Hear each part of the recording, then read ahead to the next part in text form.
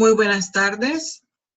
Hoy es 1 de diciembre y estamos en la sesión número 13, 13ª, de nuestra clase de Español 420, Introducción a la Traducción. Este es el plan que tenemos para hoy.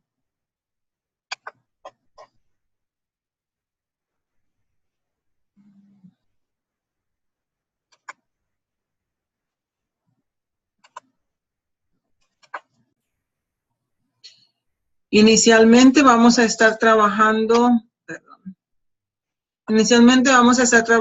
en la parte del devocional, Faith Integration.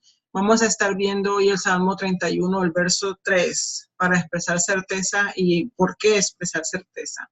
Hay una tarea del tema de hoy que son los anglicismos. Estas son las partes que vamos a cubrir.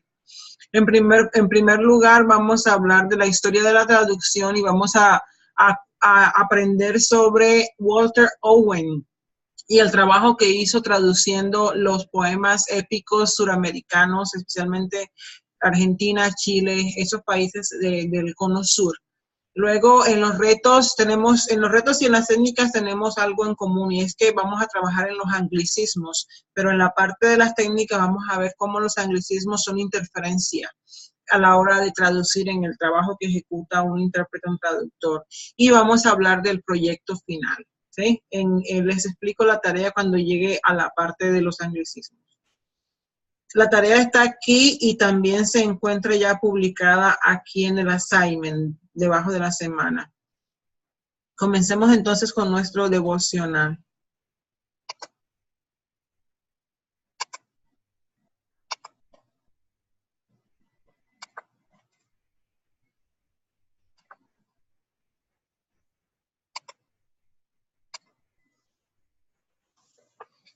A mí me gusta mucho cuando los salmos nos ayudan a expresar certeza, seguridad, y este salmo es hermoso en eso. Dice el salmista, porque tú eres mi roca y mi fortaleza, y por amor de tu nombre me conducirás y me guiarás. No solamente debemos tener certeza nosotros mismos, sino que también debemos mostrarla a otros. Y la razón de esto es que cuando los otros cristianos, cuando los otros seres humanos se dan cuenta de nuestra certeza, es que ha sucedido algo hermoso. Dios ha logrado usarnos a nosotros con esa certeza y esa seguridad para alcanzarlos a ellos, para tocarlos y bendecirlos a ellos.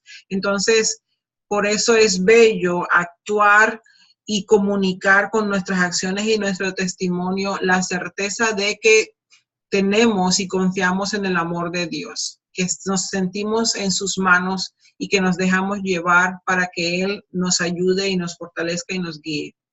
Porque tú eres mi roca y mi fortaleza, y por amor de tu nombre me conducirás y me guiarás. Salmo 31, verso 23. Dios nos bendiga a través de su palabra.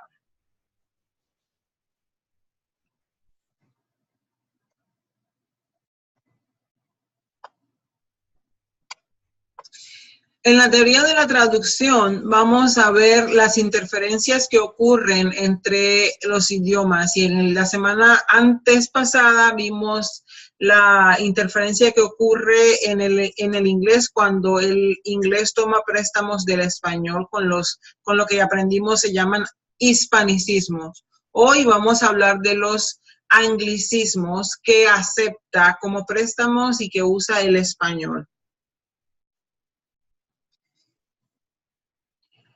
Las lenguas se influencian mutuamente, y aquellas lenguas que tienen un encuentro, tienen cercanía geográfica, entran en contacto geográfico directo, pueden cambiar el léxico de la otra lengua, pueden cambiar su fonología, pueden cambiar su sintaxis y también pueden cambiar su estilo.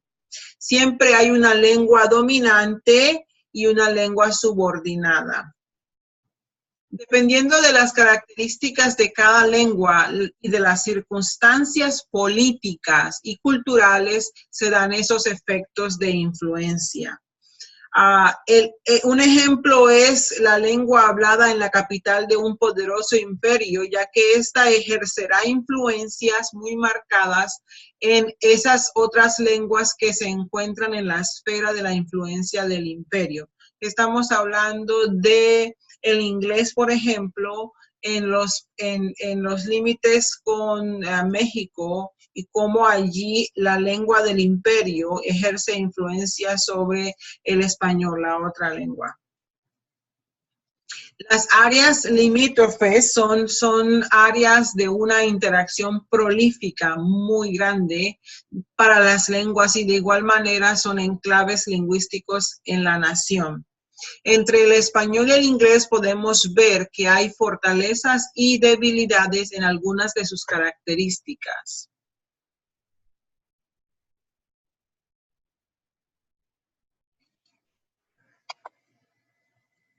De ahí que se observa que el inglés influye en el español en asuntos de ciencia, en asuntos de tecnología, especialmente en cuanto a la investigación y el desarrollo pionero que se da en el área particular que se usa en la lengua inglesa en los laboratorios e industrias estadounidenses. Los idiomas también pueden estar en contacto a través de los medios de comunicación.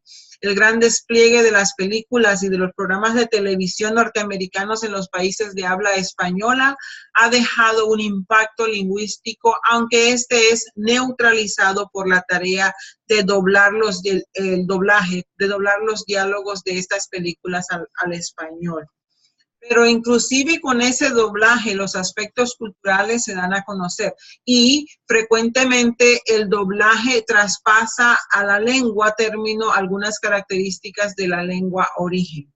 Ese problema tiene un impacto político en Latinoamérica, donde el impacto de los Estados Unidos se percibe y se etiqueta frecuentemente como el imperialismo cultural.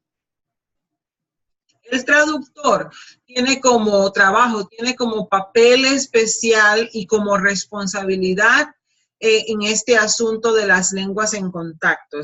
Allí él es un elemento clave. Esto se debe a que el traductor es un individuo bilingüe y bicultural y entonces se convierte frecuentemente en un conducto para las nuevas influencias que se imponen en una lengua. Aunque los buenos traductores son cuidadosos al evitar a nivel significativo que esto pase, no es fácil permitir que las características lingüísticas de la lengua origen se impongan en la lengua término a través de la traducción. Muchas veces el traductor ni siquiera se da cuenta, ni siquiera se percata de ello. Esto es especialmente cierto en ciertos aspectos más sutiles de la lengua, tales como el estilo y como el tono. Hay nuevas formas de palabras y construcciones gramaticales y hay unas que son más obvias y generalmente el traductor las detecta. El problema del traductor al servir bloqueando la interferencia de una lengua es más serio y el traductor carece de la habilidad o de la confianza en la segunda lengua a la que está traduciendo. Esta es otra razón por la que los traductores solamente deben traducir en la dirección hacia su lengua madre y deben mejorar sus habilidades en la redacción de su lengua nativa. Cuando se traduce a una segunda lengua, nunca se tiene total, absoluta certeza acerca de la gramática, acerca del estilo o inclusive acerca del léxico, como sí ocurre, sí pasa cuando se traduce a la lengua madre. Y esta situación le permite hasta cierto punto ver las interferencias de la lengua. Los anglicismos en el español presentan un aspecto sensible para aquellos que buscan proteger la herencia hispana. Cuando España era un poder político y cultural dominante en Europa, esto no se percibía como un problema, pero en los siglos pasados, indudablemente, el mundo hispano ha sentido la influencia anglosajona y la molesta amenaza de esta influencia ha sido la penetración que ha sufrido el español por parte del inglés. La Real Academia de la Lengua Española rechaza firmemente los anglicismos y consistentemente acuña y sugiere palabras propias del español, usualmente aquellas con raíces del latín, para que sean usadas en lugar de anglicismos. En ocasiones esto funciona, pero muy a menudo la palabra del español se utiliza en círculos académicos, intelectuales restringidos, mientras que a nivel popular y a nivel coloquial y en los medios de comunicación dominan los anglicismos. Las dificultades que enfrenta el español para resistir los anglicismos pueden ilustrarse bien con un término, la palabra feedback, ¿sí? Este término se originó en el campo de la ingeniería de comunicaciones de audio y se definía como el efecto que una porción auditiva pequeña causaba en el amplificador de salida cuando regresaba a la parte interna, de manera que se alimentaba a sí misma. El fenómeno se observaba rápidamente cuando un micrófono se ubicaba muy cerca del orador y un sonido estridente, un chillido, un pito se producía. Por extensión, este término ahora ha sido un medio para definir una respuesta o reacción alguna a alguna acción, tales como los discursos políticos o una campana publicitaria o una respuesta de una política. La Real Academia ha propuesto el término español retroalimentación, feedback en inglés. La traducción de feedback es retroalimentación y suena extraño y desfavorecedor y de igual manera termina sugiriendo hábitos de alimentación bizarros que ha ganado cierta aceptación en el uso de la ingeniería técnica, pero en el sentido más amplio de la palabra feedback, a un discurso, a otras expresiones de la forma humana, esto no ha ocurrido tanto. A largo plazo, el término retroalimentación parece que se va a usar mucho menos que lo que se usará el término feedback en el campo. El mismo fenómeno parece evidente en el campo de la informática, donde el inglés tiene una capacidad de crear palabras colectivas y descriptivas a mayor rango que el español, el cual, estamos hablando del español, se ve en la necesidad de insertar preposiciones y artículos. Miren, consideren estos términos. Software, programas y sistemas para la computadora. ¿Cuál se va a utilizar más? Ya está ocurriendo hace mucho tiempo que se usa el término, el anglicismo. Data processing, procesamiento de datos. No se dice tanto procesamiento de datos, aunque es mucho más sencilla que la anterior en software. Hardware, el equipo de las máquinas de las computadoras. Se sigue diciendo el hardware y se adapta entonces el anglicismo. El problema de acuñar palabras técnicas y científicas en español no es tan severo si el inglés cuenta con las palabras cuyas raíces provienen del griego o del latín, ya que de ahí el español puede acuñar legítimamente una palabra similar de raíz latina o griega y puede evitar la aceptación directa de un anglicismo. Esto ocurre con palabras como televisión, con palabras como micrófono y transistor. Tienen orígenes latinos o griegos y de ahí el español acuña, es su propia palabra. Muchos términos médicos y científicos siguen un procedimiento de nominalización sistemático que respeta las raíces griegas y las raíces latinas y de esa manera evitan ser ofensivas. El fenómeno de la penetración de anglicismos en el español es más obvio en el español hablado que en el español escrito y se da más a nivel del habla casual y coloquial que al nivel formal y académico. De ahí que los ejemplos de anglicismos en el español se ven más en coloquialismos usados en las ciudades de los límites entre México y Estados Unidos, en la región cerca de Miami, en Puerto Rico y en los barrios hispanos de muchas ciudades que se encuentran en los Estados Unidos.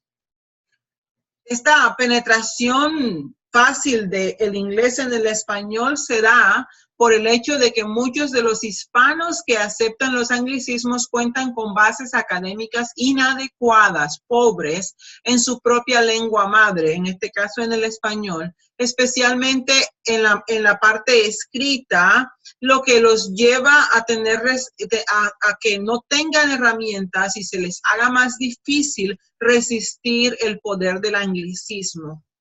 Es muy común escuchar la palabra troca, parquear, yonque, norsa, tipear entre estos hablantes.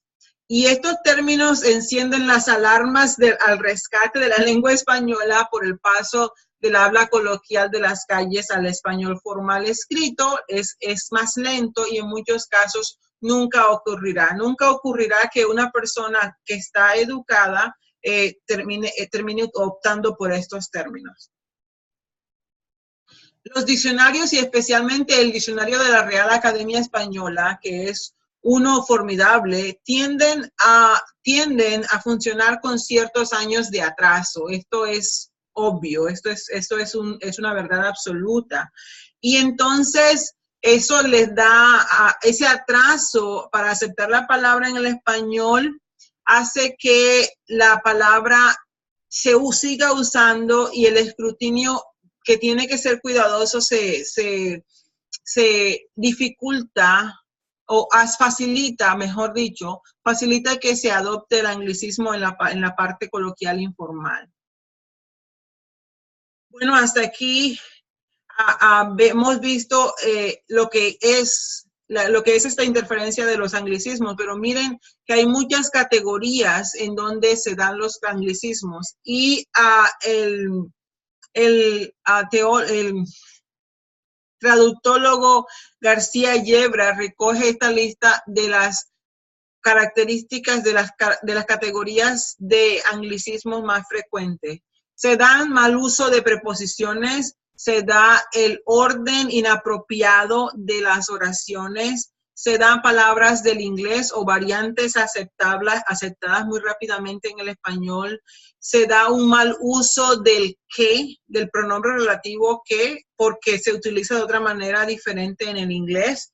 Se usa mucho la voz pasiva regular en el español.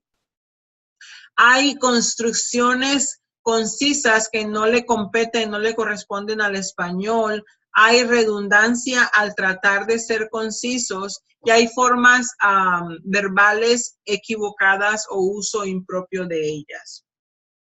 En la parte de la tarea, chicos, ustedes tendrán que tomar estas oraciones, corregirlas en el español, tienen que detectar dónde está el anglicismo. Puede ser una palabra, puede ser una expresión, puede ser toda la oración. Ustedes tienen que detectar el anglicismo, si es a nivel de palabras, si es a nivel de construcción gramatical, si es a nivel de expresión, no vocabulario, de más de una palabra, si es decir, una expresión. Entonces, Pedro trabaja como útil en la tienda, puse mi sombrero, Mario caminó lentamente y dolorosamente, parqueó la troca al lado de la jonquería, yo amo Susana, la póliza del buen vecino fue implementada en 1933, Nurse Jones asiste al doctor en un hospital privado, los hombres para el fuego están solo a una llamada de teléfono de distancia en IP.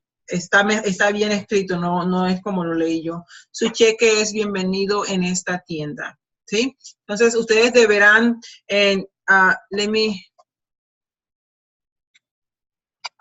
mostrárselos Aquí está. Traté de organizárselos, ¿no? Aquí está la versión de los anglicismos de esas mismas oraciones. Aquí ustedes van a corregir el anglicismo. Aquí les pido que lo detecten, ¿sí? And you should highlight it encerrándolo en un círculo, subrayándolo, cambiando de color. Como quieran resaltarlo, aquí van a resaltarlo. Aquí van a corregirlo, ¿sí? Buscando el término español apropiado, y aquí van a hacer la traducción al inglés, ¿sí?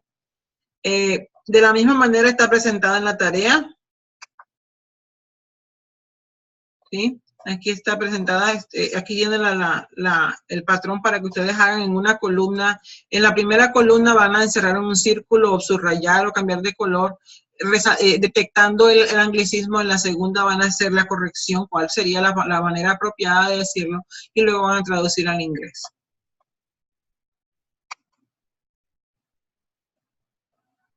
Bueno, volvamos a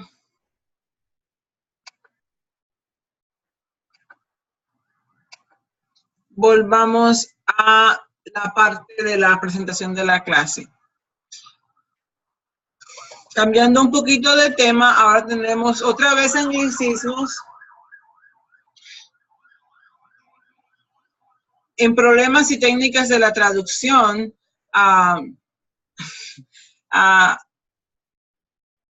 tenemos anglicismos otra vez. Aquí hay un de más. Veamos.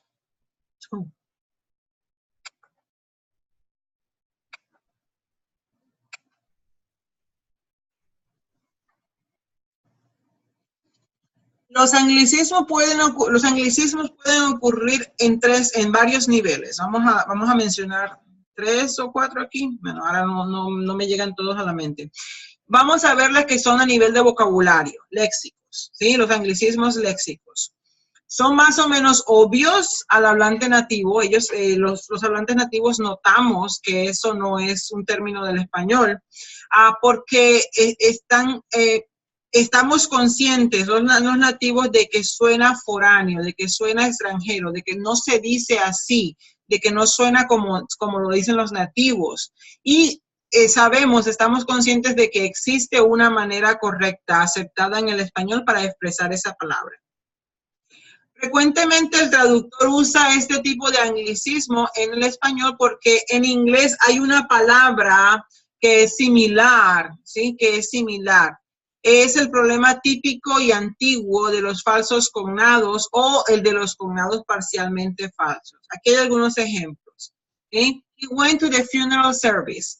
Un anglicismo, lo traduciría como diciendo asistió al servicio funeral. Eso es anglicismo. Es mejor decir así, asistió al servicio fúnebre. De hecho, se tiende a decir más actos fúnebres que servicios fúnebres. O sea, asistió a los actos fúnebres. There is much atmospheric pollution, ¿sí? Anglicismo, esta parte. Hay mucha polución atmosférica.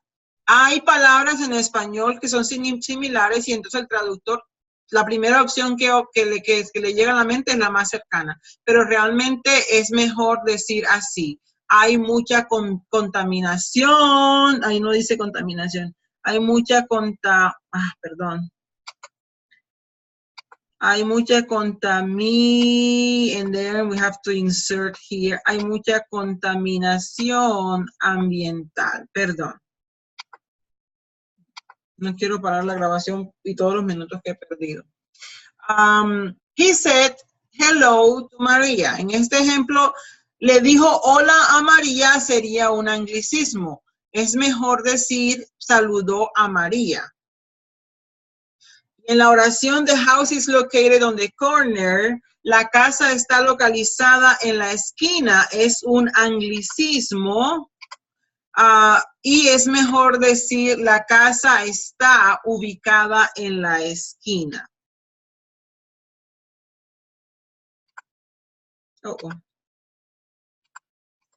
En la siguiente oración, it is an industry standard. Decir es un estándar de la industria. Sí, son palabras del español, son muy similares a las palabras del inglés, pero esto es anglicismo, esto no es natural del español. Debería ser, es mejor decir así, es una norma de la industria. En la oración, his film is just out, si decimos su film acaba de salir, se parece mucho más a la estructura del inglés y está imponiendo un anglicismo en la estructura del español. Sería mejor decir así, su película se acaba de estrenar, no salir. Las películas se estrenan. Aunque sí se dice salir, pero no es lo más natural si estás alejado de la... Oh, perdón. Si estás alejado del inglés, de la influencia del inglés. En la oración the president was inaugurated yesterday, decir el presidente se inauguró ayer es un anglicismo. En este caso es mejor decir el presidente tomó posesión de su cargo ayer, ¿sí? La posesión del cargo es a lo que se refiere cuando se dice la inauguración en inglés. He played a key role. En esta oración decir jugó un rol clave es un anglicismo. Tiene que decirse para que suene más natural en español, jugó un papel fundamental, jugó un papel clave. En la oración he forgot the topic of the lecture, sería anglicismo decir olvidó el tópico de la lectura. Tópico es de la piel, la parte externa de la piel. Entonces allí puede ser, entonces en este caso hasta cambia significado porque es un cognado parcialmente falso. Entonces, y la estructura, olvidó versus se le olvidó el tema de la conferencia, aludiendo entonces a, bueno, y lectura no es lecture, sino conferencia. Entonces se dan cuenta que aquí hay mucha influencia del inglés, hay mucho anglicismo y se pierde la naturalidad del español. Hay anglicismos sintácticos. Estos ocurren al imponerle estructuras del inglés al español, estructuras gramaticales, estructuras sintácticas. Son más sutiles y más difíciles de detectar que los anglicismos de carácter léxico. Estas son más difíciles porque parece que estuvieran fluyendo en el español. Y se debe a que puede suceder que el lector meta esté vagamente consciente de que el texto suena raro o foráneo, pero no sabe por qué, a menos que haga un análisis gramatical exhaustivo. En su libro, Mil y una trampas del español, Pitfall, este autor, Marion Holt y Julian Dever, presentan una lista de 1001 trampas del español en donde se encuentran algunas de estas características. Estas cosas que se hacen del inglés, que se hacen en el español provenientes del inglés. Hacer plurales los nombres propios, ¿sí? Los Johnsons, ahí está en plural en inglés, live here. Entonces, por eso hacerlo en español también plural, los Johnsones viven aquí. Y no, serían los Johnson, los Pérez, los Rodríguez, singular, ¿sí? El plural lo carga el artículo, no el apellido. También otro anglicismo sintáctico es usar adjetivos posesivos con las partes del cuerpo, con los utensilios que afectan la parte del cuerpo, con las prendas de vestir. Por ejemplo, por favor abróchense, please fasten your seatbelts. Por favor abróchense sus cinturones. Eso es inglés. Debería usarse el artículo definido. Y porque es redundante en español, abróchense, y está diciendo que el objeto directo es la misma persona que está ejecutando la acción. Por lo tanto, no se puede poner otro posesivo que señale al sujeto y al objeto directo. Y por eso se opta por el artículo, nunca por el posesivo. En el mismo sentido, partes del cuerpo, esta oración, my arm hurts, me duele mi brazo, no se dice porque ya está me, y entonces debería eliminarse y se opta por el artículo, me duele el brazo. En cuanto al hecho de pluralizar fechas, las décadas no se pluralizan.